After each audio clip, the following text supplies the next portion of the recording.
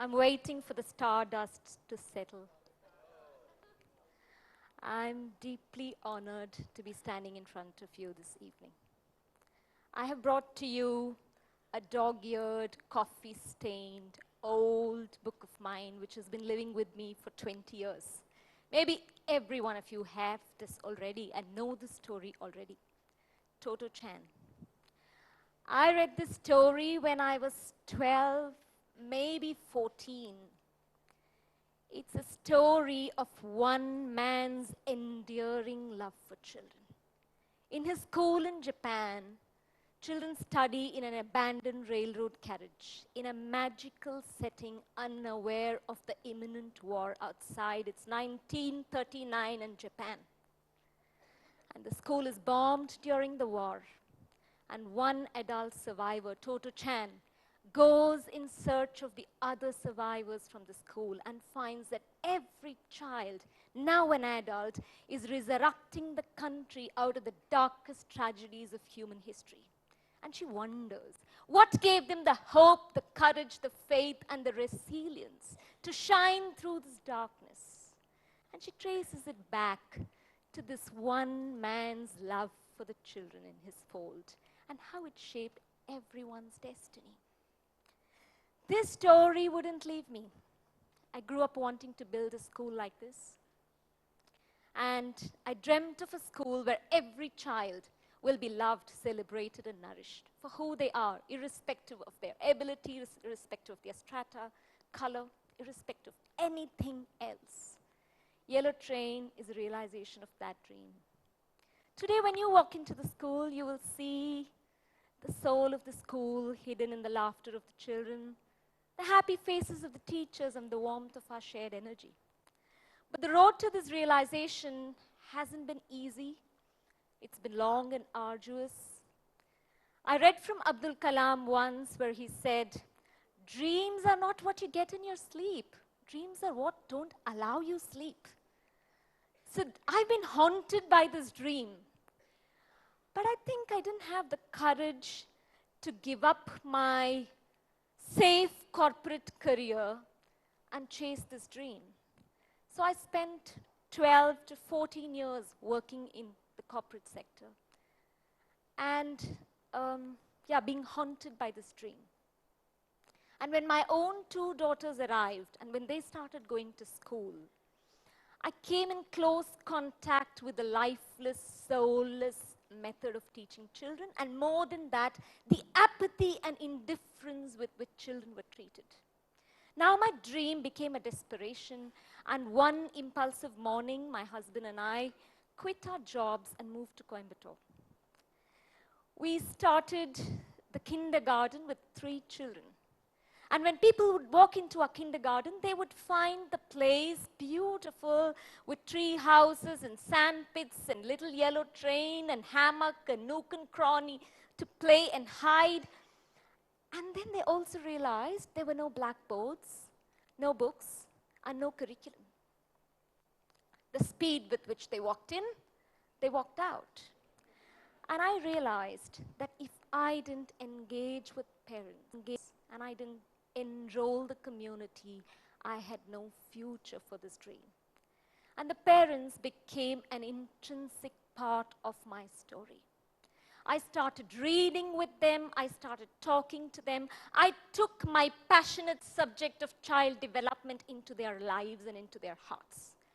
I know this morning one of you asked Kiran, what about the parents?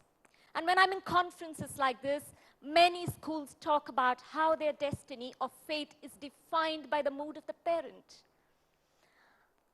Maybe, but in my own experience of last 10 years, I have come to understand something so phenomenal, and I'm sure all of you will agree with that. There is nobody in this world who loves the child more than the parent, yes or no? There is nobody, no teacher can do that. And if parents have to grow, have to change, have to transform for the sake of that child they love, they will. But they need a champion. And I decided to be that champion. And when you talk to parents, culturally, you see, when you talk about the future of the child, they are gripped with fear. Why fear? Why not faith? So we started talking to parents about their fears and talking about our vision and what it can do to their children. It's been 8 years now, and today we have 420 families as part of the community, deeply convinced that there's more to school life than meeting the phenomena of examination or careers. I want you to now see my children, see my teachers, see the farm where we live an unhurried life, protected from the pace and anxiety of this modern life. Can you please?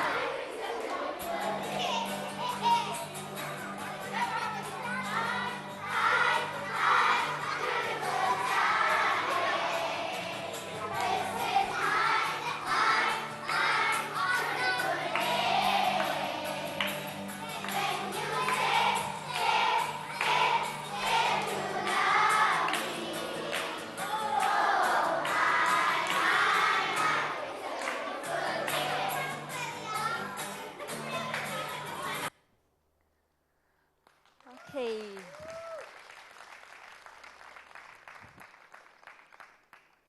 For a moment, I'm going to invite you to close your eyes and imagine what it means to be a child in this frenetic, no time to stand and stare busy world.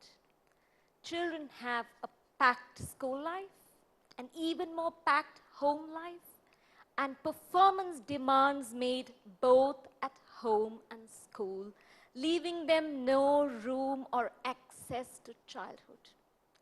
The rising pediatric illness and disease stand testimony to what we and our times have done to children.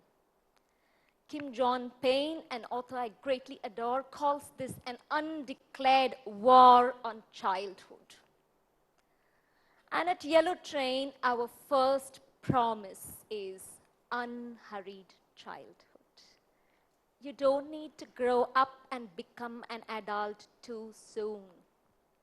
And our children, without the pressures to perform, are fed with an enchanting curriculum of stories, songs, music, art, theater, nourishing life experiences, and abundant opportunities to learn where their heart is.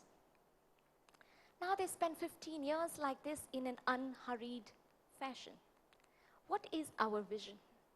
We want to create free-thinking, responsible, compassionate, and competent young adults in the service of themselves and the service of the world. How do we do this? This morning I heard somebody say, some of what the schools are sharing is wonderful, but we'd also like to know, how do you do this?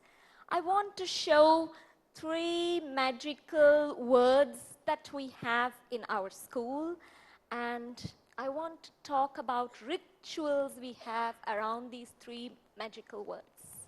I care, I can, I will. Let me give you this image. When you walk into the school on Monday morning, you will see the teacher standing at the entrance of each class, inviting the children into her fold, giving them a hug and asking, how are you feeling this morning?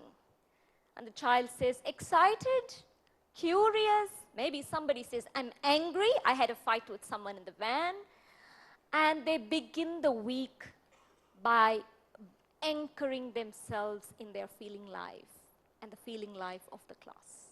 And through the day, through the week, through the year, they are brought back to themselves to discover who they are.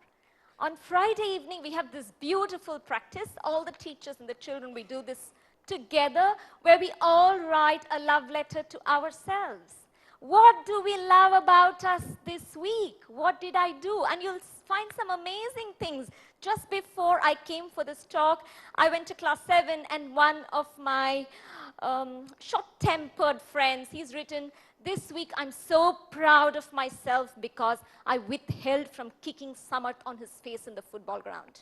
Wonderful, you're aware and you're acknowledging that. So they're constantly brought back to themselves, and that is our first care. Care for myself. And the second care, which is something that I love personally, is the class as a family. Every class is a family. And when I grew up, when I went to school, we had this whole concept of first bencher and the last bencher. And we all know how last benchers felt. In our school, we have this concept, very simple, but gives everybody a level playing field. A circle. In a circle, nobody is inferior, nobody is superior. Everyone has a place in the circle. Whether I know trigonometry, whether I write poetry, whether I can walk, talk, dyslexic, doesn't matter. It doesn't even matter if you're a teacher or a student. Everyone has a place in the circle. And the circle has 2 golden rules. The first rule is, everyone has a strength and is celebrated. And the second golden rule, which I personally love, is everyone has a struggle and is, can you fill the blank for me? Everyone has a struggle and is dash. And is, yes, you raised your hand, my dear. Everyone has a struggle and is supported. Yeah, so if a child is not able to write something out, it is your responsibility to help.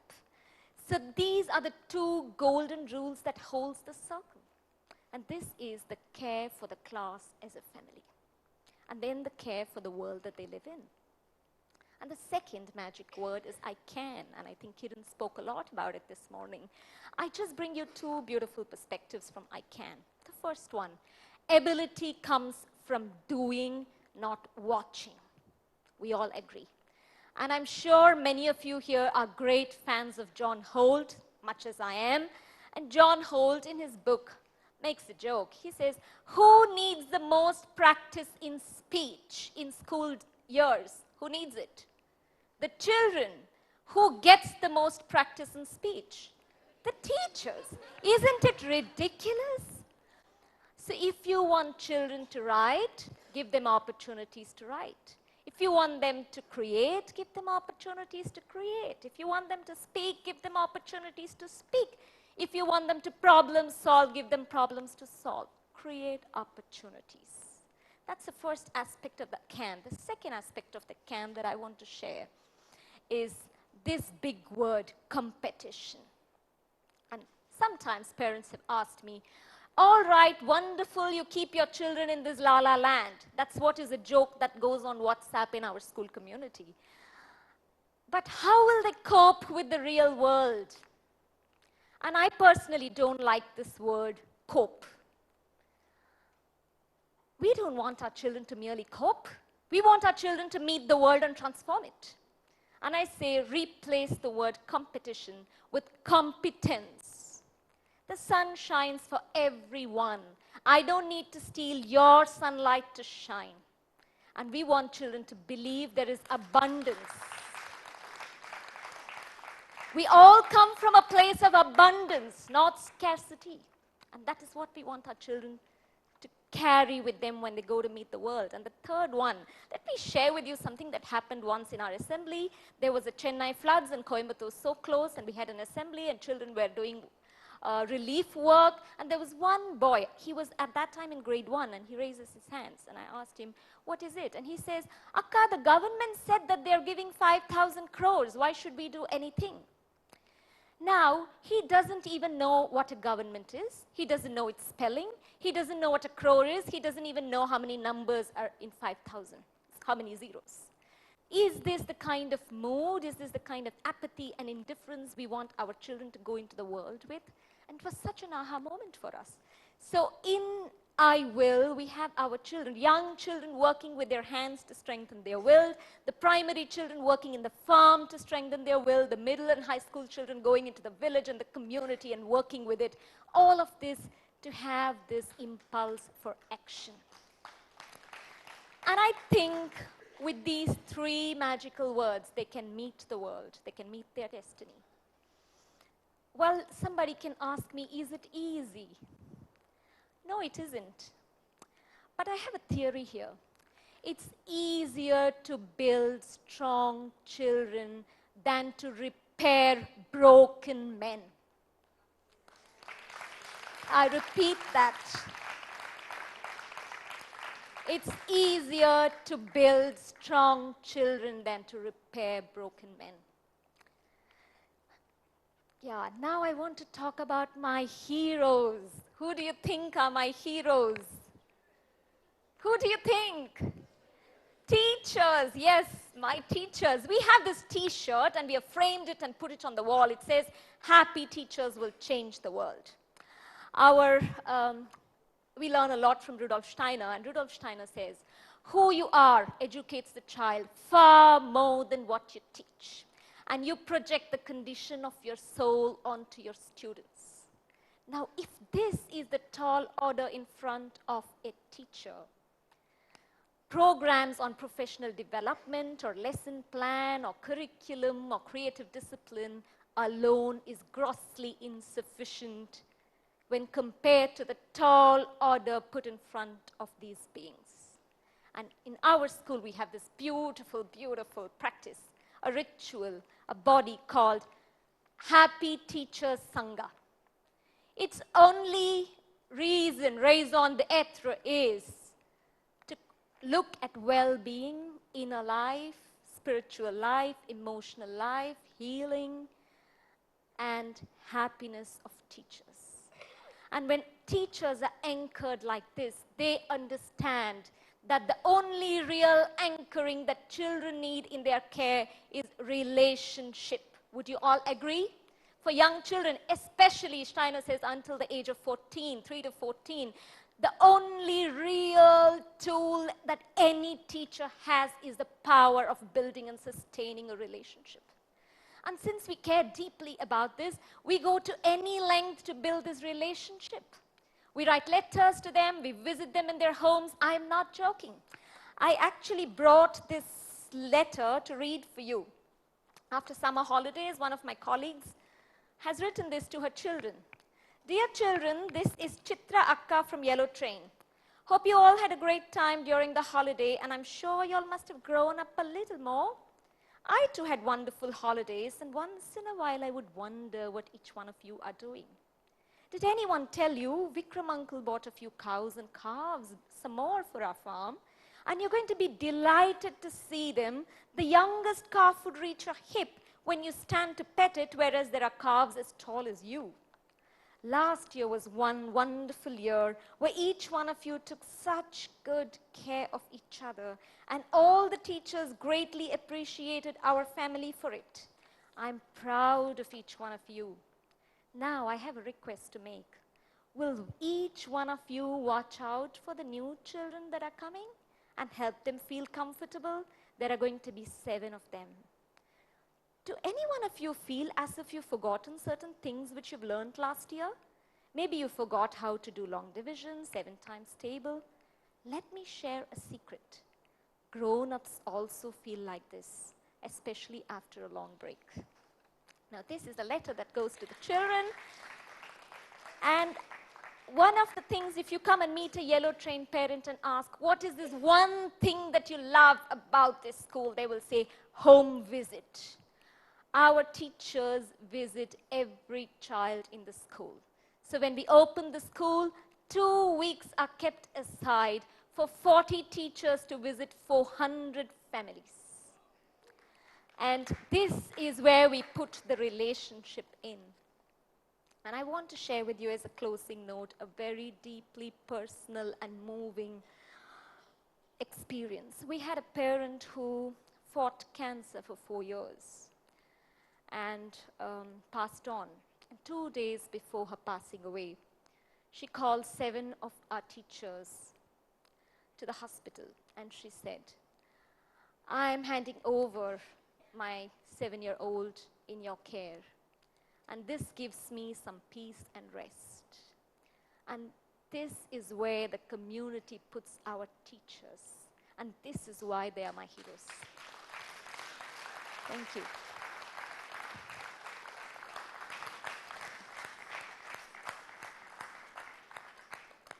Let me close with a wish.